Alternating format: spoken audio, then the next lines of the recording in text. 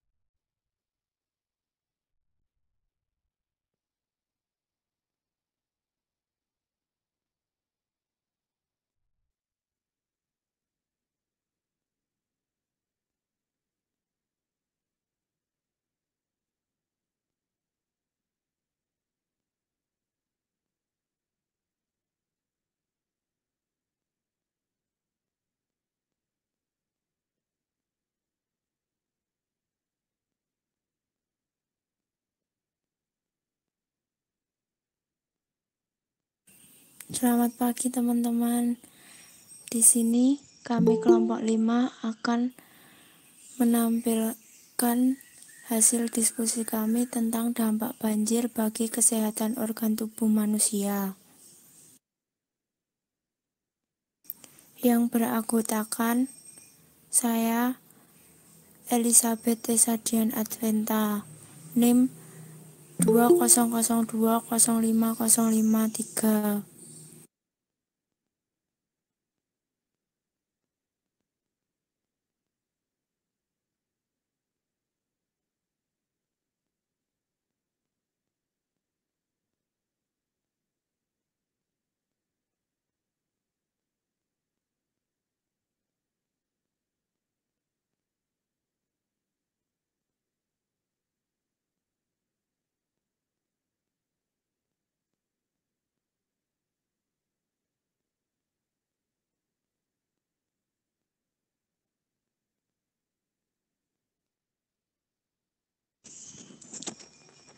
Adelia Febrianti dengan NIM 1902050001.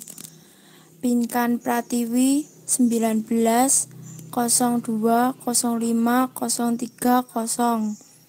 Devina Anggraini Nur U 2205050. Restu Marina Mukti 2002050703. Siti Nur Afifah 2002050777. Vera Aprilia Anningrum 2002050882.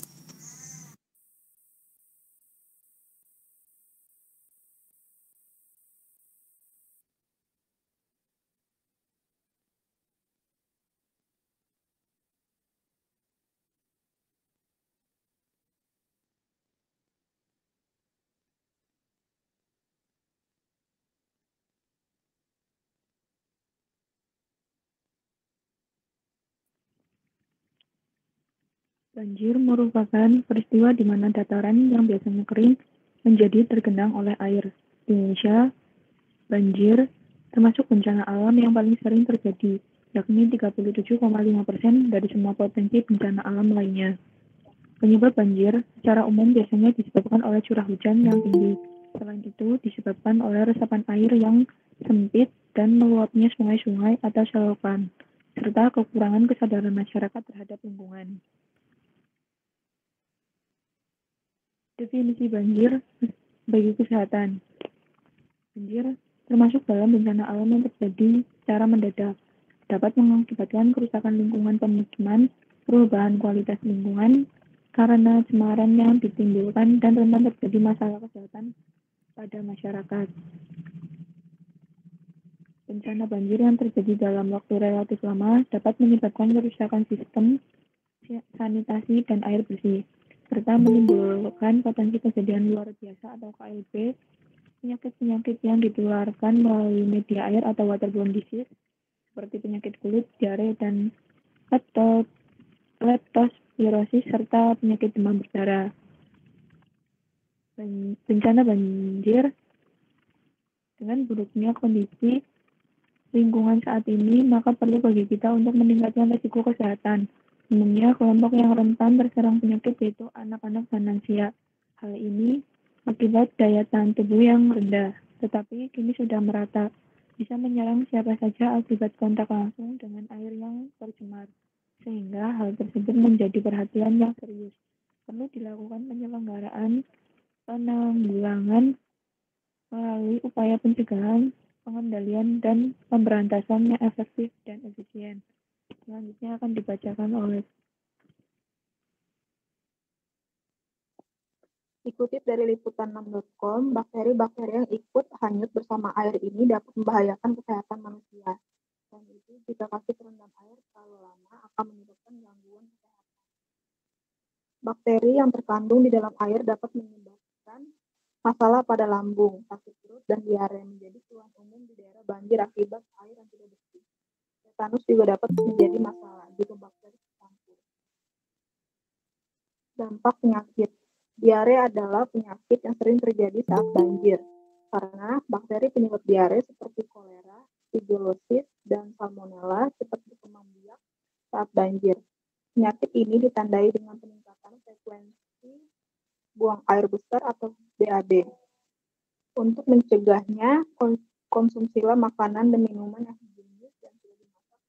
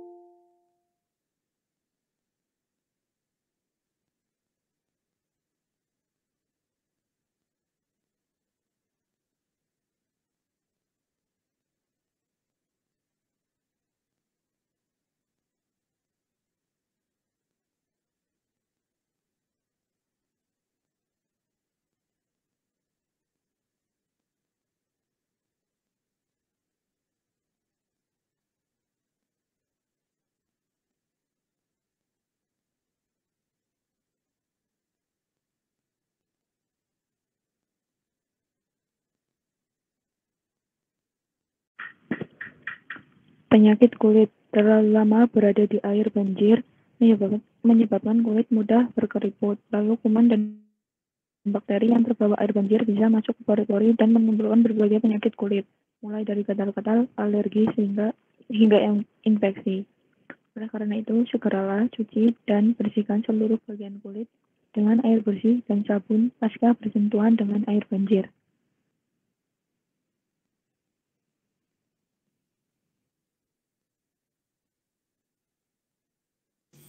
Influenza. Penyakit ini diawali dengan demam, badan terasa pegal dan linu, kemudian timbul batuk dan pilek. Kunci untuk mencegah flu dan menjaga badan tetap hangat Selain itu, memperbanyak minum air putih hangat dan vitamin C untuk meningkatkan daya tahan tubuh.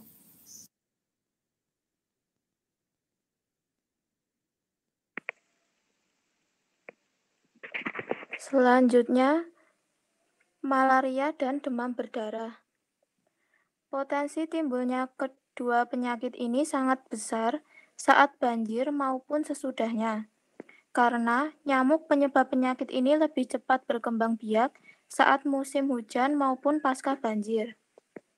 Gejala malaria adalah demam berkepanjangan, bisa mencapai 10-15 hari, lalu sakit kepala dan badan menggigil.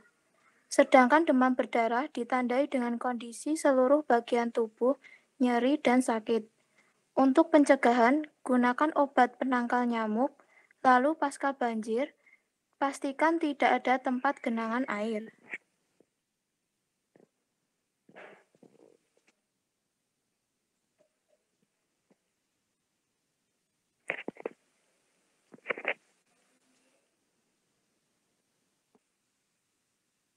Slide selanjutnya.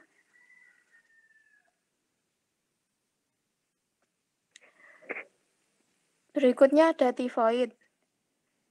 Gejala tifoid antara lain ada demam dengan suhu di atas 37,5 derajat Celcius, nyeri otot dan sendi, sakit kepala, gangguan pencernaan, dan batuk. Korban banjir rawan terserang tifoid karena penyakit ini terjadi akibat kontaminasi virus Salmonella typhi melalui makanan. Apalagi saat banjir tiba, konsumsi makanan cenderung seadanya. Oleh karena itu, meskipun dalam keterbatasan, saat banjir tiba kita harus hati-hati konsumsi makanan dan minuman. Pastikan kehigienisan dan kematangannya.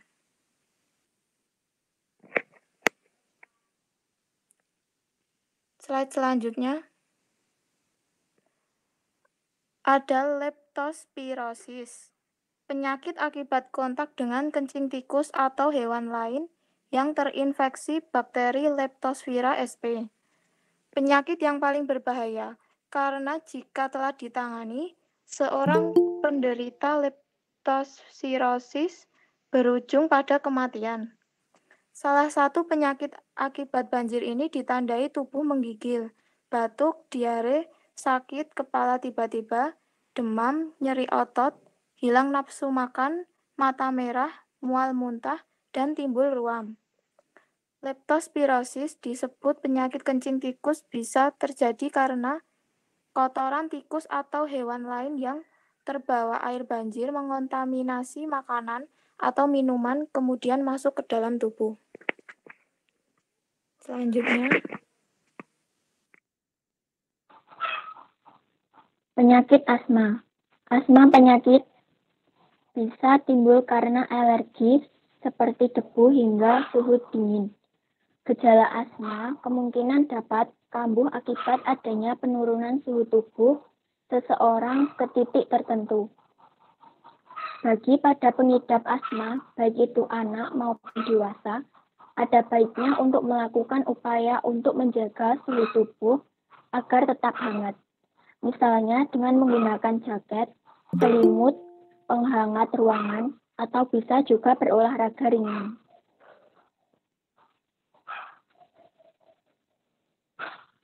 Hepatitis A.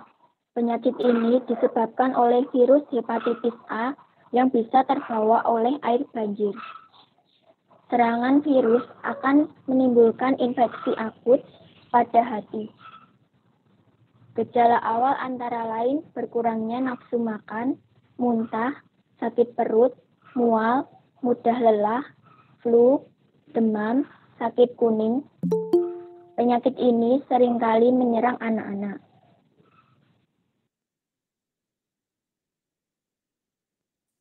Selanjutnya ada cara pencegahan. Cara pencegahan penyakit akibat banjir yang dapat dilakukan yang dianjurkan oleh WHO antara lain, yang pertama, pastikan untuk selalu mengkonsumsi air minum yang bersih. 2. Sebelum minum air, pastikan air yang kamu konsumsi adalah air yang telah direbus terlebih dahulu atau telah diberikan klorin. Yang ketiga, konsumsi garam rehidrasi oval untuk mengatasi dehidrasi. 4. Konsumsi antipiretik untuk mencegah demam. 5. Selalu cuci tangan kamu dengan sabun setiap kali sebelum makan. Yang keenam, pastikan untuk selalu mencuci pakaian pasca banjir dengan air bersih. Sekian presentasi dari kelompok kami. Ada yang ingin ditanyakan? Saya mau bertanya.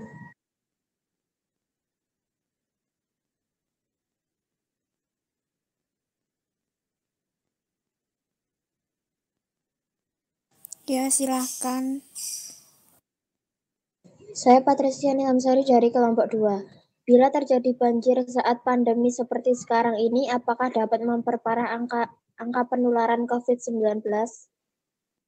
Terima kasih. Ya, saya akan menjawab pertanyaan dari Patricia Nilamsari. Menurut kelompok kami, iya. Karena saat terkena musibah, khususnya banjir, warga tidak memperhatikan penggantian masker, sulit mendapatkan air bersih untuk sehari-hari, dan cuci tangan. Saat tolong-menolong juga tidak memperhatikan protokol kesehatan, dan lagi saat berada di tempat penampungan korban banjir, semua serba minimalis untuk berbagi dengan yang lain. Sekian jawaban dari kelompok kami. Terima kasih. Saya ingin bertanya. Ya, silahkan Dina. Apa dampak banjir bagi masyarakat dan pemerintah selama pandemi COVID-19? Terima kasih.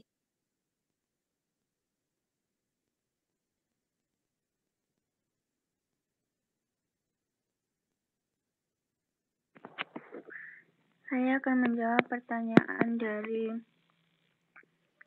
Dian Indah Cahyani.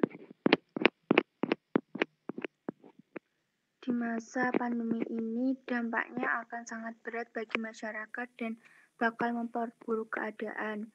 Banjir akan menurunkan kemampuan masyarakat untuk mematuhi protokol kesehatan untuk pencegahan penularan virus COVID-19, juga kesulitan bahan pangan bagi masyarakat serta melumpuhkan ekonomi masyarakat.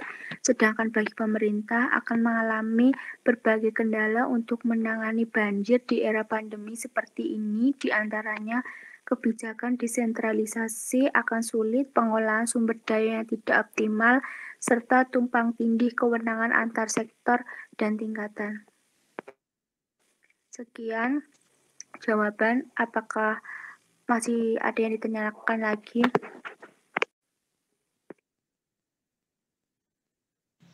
Saya ingin bertanya. Ya, silahkan Faradela. Langkah apa yang akan dilakukan untuk menghadapi kemungkinan banjir yang akan datang lagi?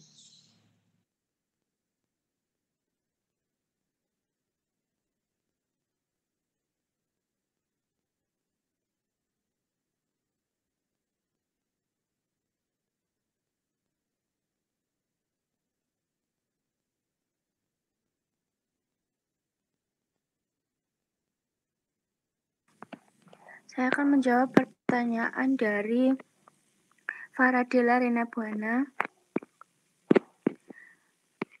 Yang pertama, perlunya penguatan institusi pemerintah pusat maupun daerah sudah dipastikan melakukan refocusing semua sumber daya yang ada untuk mengatasi COVID-19. Namun, pemerintah pusat harus terus berkoordinasi dengan lembaga daerah dan lembaga-lembaga pemerintah lainnya agar bersikap untuk menghadapi terjadi bencana alam. Yang kedua, terkait perekrutan dan pengarahan relawan, menurutnya dapat dipahami bahwa di tengah kondisi pandemi ini, perekrutan atau pengarahan relawan akan sangat terbatas, di mana masing-masing individu pasti berpikir keras untuk menjadi relawan di tengah pandemi. Namun, kondisi ini bisa dialihkan dengan melakukan perekrutan melalui daring atau online recruitment. Kemudian yang ketiga, terkait penyediaan tempat evakuasi dan penampungan sementara, langkah ini akan sangat penting bagi daerah-daerah yang rawan bencana, seperti gempa bumi, tsunami, letusan gunung api, dan banjir maupun bencana hidrometeorologi seperti banjir dan kebakaran hutan.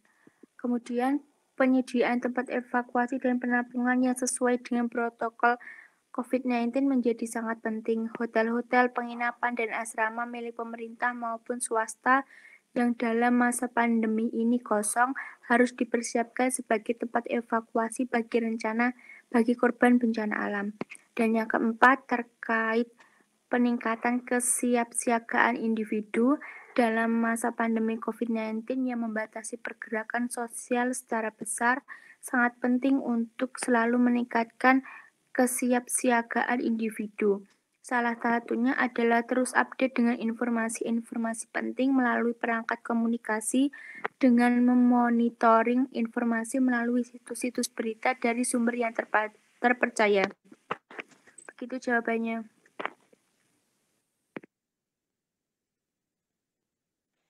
Terima kasih.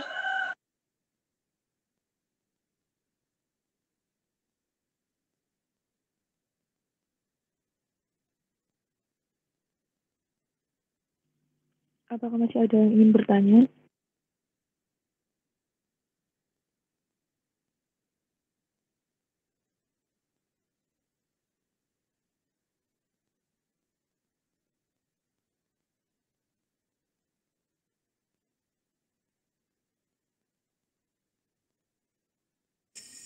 Jika tidak ada yang ingin bertanya, saya cukupkan sekian presentasi dari kelompok kami. Selamat siang.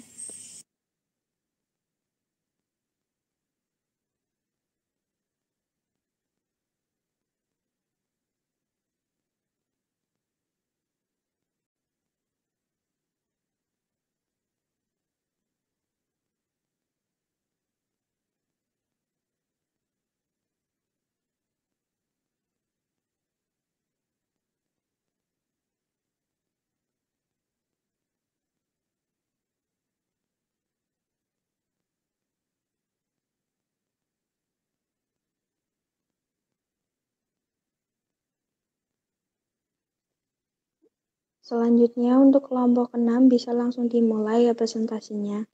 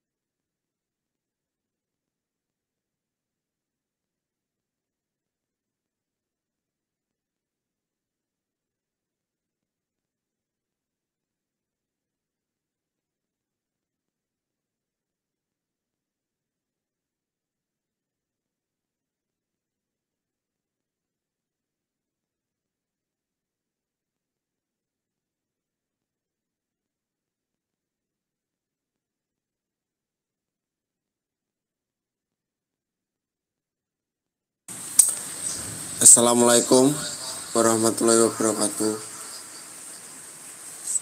Selamat siang teman-teman. Saya Taufik Bindang Suprapto, perwakilan dari kelompok 6 yang beranggotakan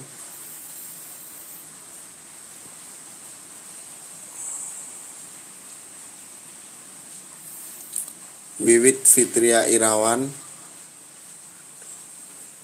Faradela Rena Buana, Salsabila Hasna Aninda, Muklis Adi Putra, dan saya sendiri Adinda Veranika Damarani, Safira Nur Kasyatil Ilmi, dan Muhammad Hasim.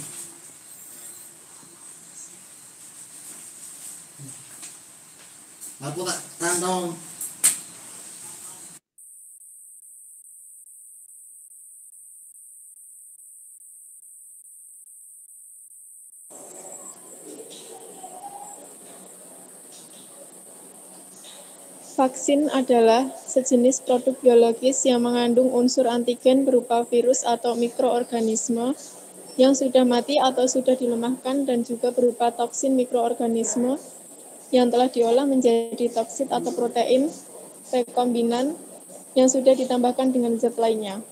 Vaksin berguna untuk membentuk kekebalan spesifik secara aktif terhadap penyakit tertentu. Vaksin merupakan produk yang rentan masing-masing mempunyai karakteristik tertentu, maka diperlukan pengelolaan secara khusus sampai digunakan.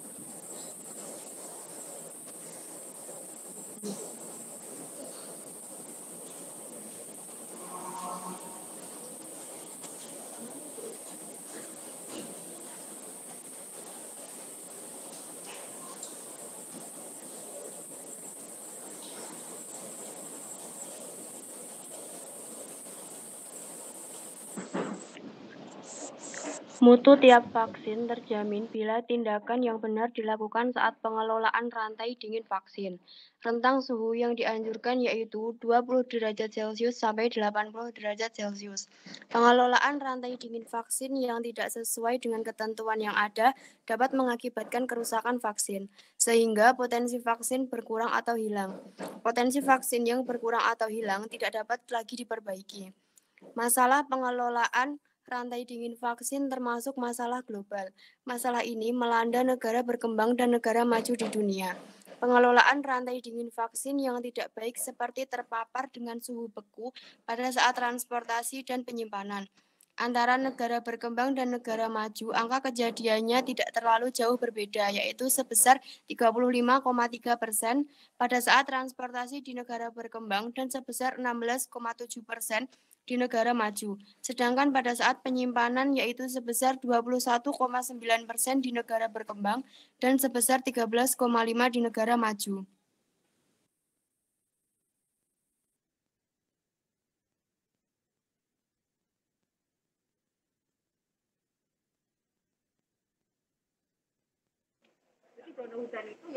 FDA atau Food and Drug Administration atau Badan POM Amerika telah mengesahkan vaksin COVID-19 Johnson & Johnson yang membutuhkan satu dosis dan dapat disimpan di lemari es biasa.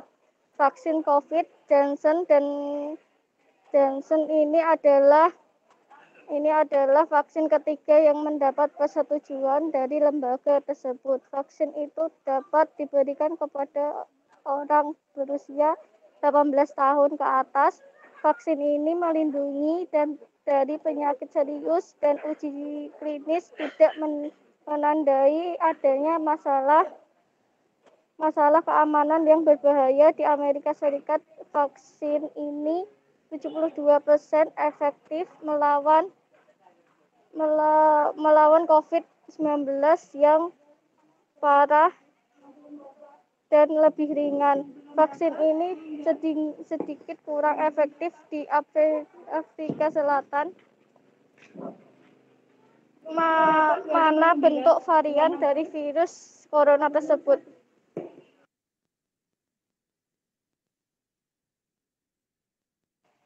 Udah, Dek.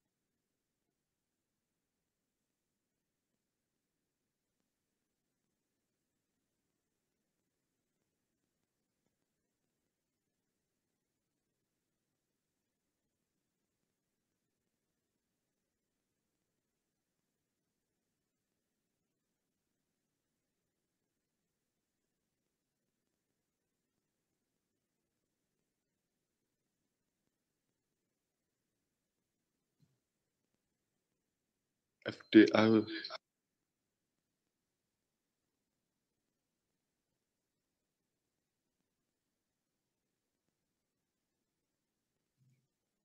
Data awal juga menunjukkan bahwa suntikan mungkin mencegah infeksi tanpa gejala, tetapi para peneliti membutuhkan lebih banyak data sebelum mereka dapat mengatakannya dengan pasti. Vaksin Johnson & Johnson secara logistik lebih mudah didistribusikan daripada vaksin modern dan Pfizer atau BioNTech yang menggunakan 2 dosis dan harus disimpan dalam freezer khusus karena hanya membutuhkan 1 kali suntikan dan tidak perlu dibekukan. Vaksin Johnson & Johnson akan lebih mudah didistribusikan ke daerah-daerah yang tidak memiliki jenis peralatan tersebut. Orang-orang juga tidak harus kembali untuk pertemuan kedua. Pejabat kota New York berharap dapat menggunakan vaksin ini untuk para lansia yang tinggal di rumah karena dapat lebih mudah dibawa dari rumah ke rumah. Vaksin Johnson & Johnson dibuat menggunakan teknologi yang berbeda dari vaksin Moderna dan Pfizer atau BioNTech.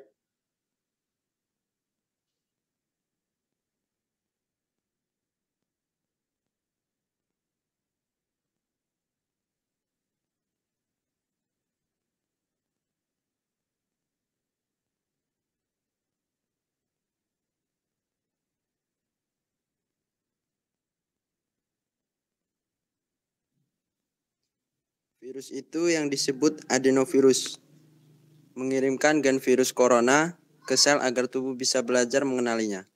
Sulit untuk membandingkan vaksin COVID secara langsung karena tidak ada uji klinis yang mempelajarinya secara langsung. Uji klinis menemukan bahwa mereka sekitar 95% melindungi terhadap gejala COVID-19, tetapi vaksin tersebut diuji pada waktu yang berbeda dan di negara yang berbeda. Uji coba menggunakan definisi yang berbeda untuk apa yang dianggap sebagai penyakit ringan, sedang, atau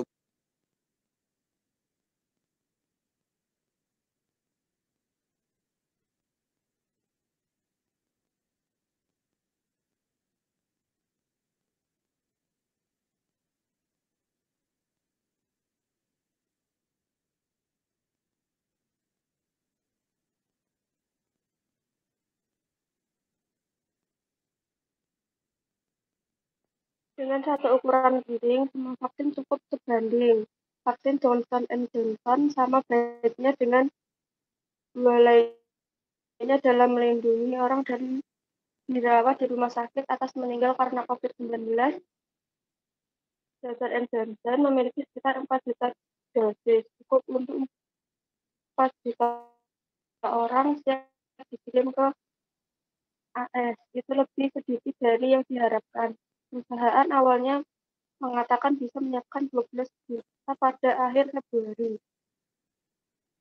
Penundaan produksi melemahkan rencana itu. Johnson & Johnson mengatakan masih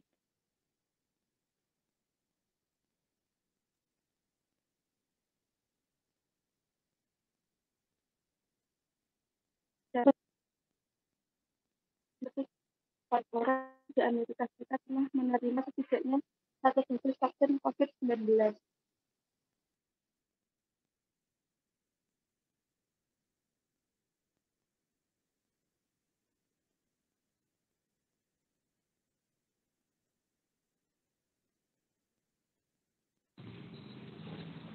Terima kasih.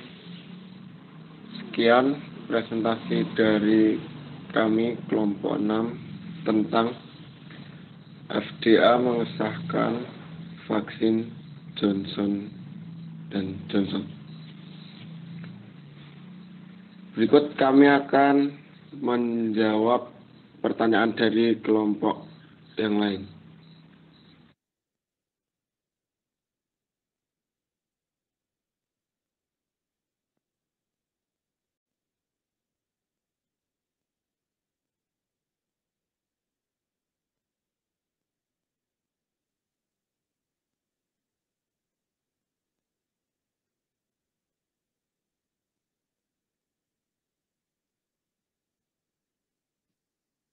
Saya mau bertanya.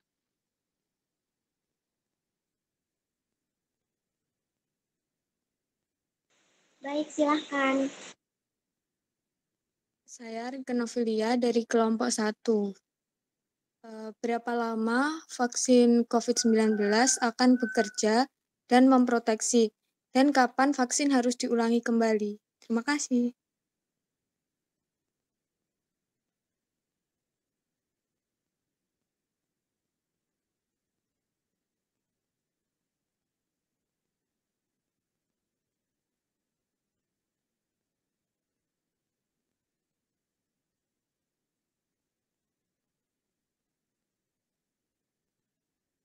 Saya akan menjawab pertanyaan dari Yudhito.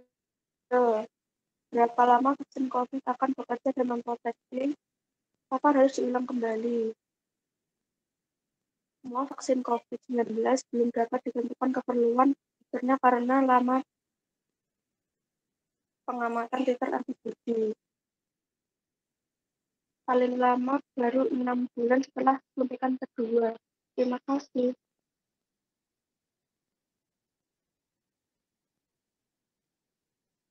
Mau bertanya. Baik, silahkan. Saya Rahmawati Ajeng Pramesti dari kelompok 3. Mengapa setelah divaksin setiap orang mengalami efek yang berbeda-beda? Terima kasih.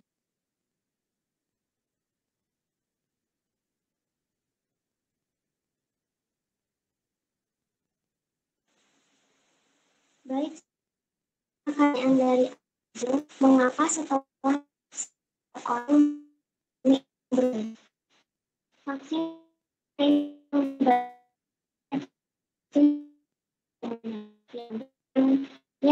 atau merah reaksi alergi parah tergantung dari masing-masing orang mungkin.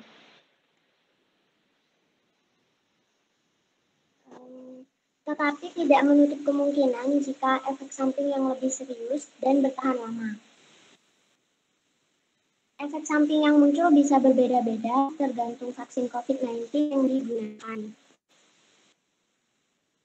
Meski begitu, setiap vaksin COVID-19 mungkin memiliki kriteria khusus untuk menentukan kondisi apa saja yang bisa menerima suntikan vaksin. Hal ini perlu diteliti lebih lanjut lagi demi keamanan dan kemanjuran vaksin COVID-19. Apakah jawabannya sudah puas?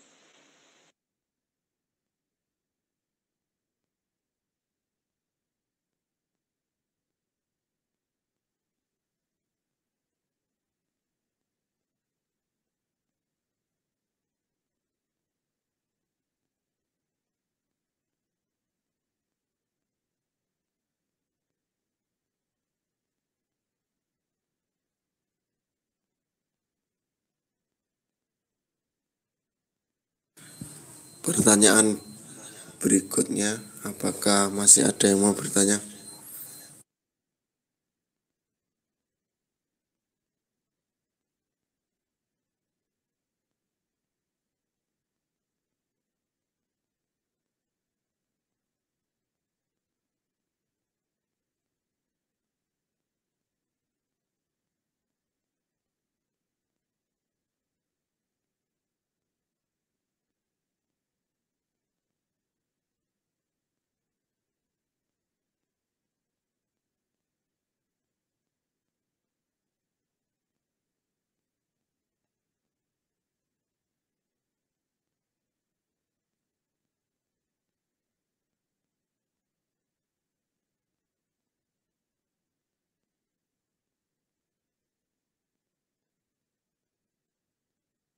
Ustaz Salini.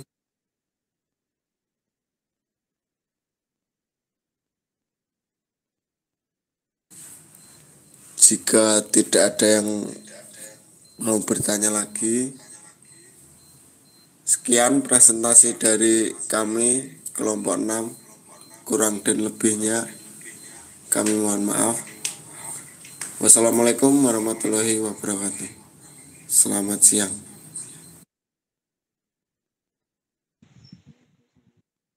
Waalaikumsalam warahmatullahi wabarakatuh.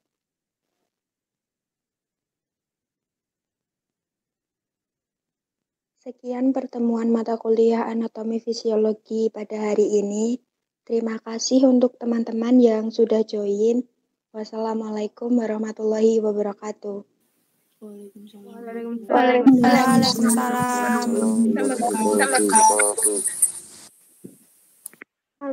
warahmatullahi wabarakatuh.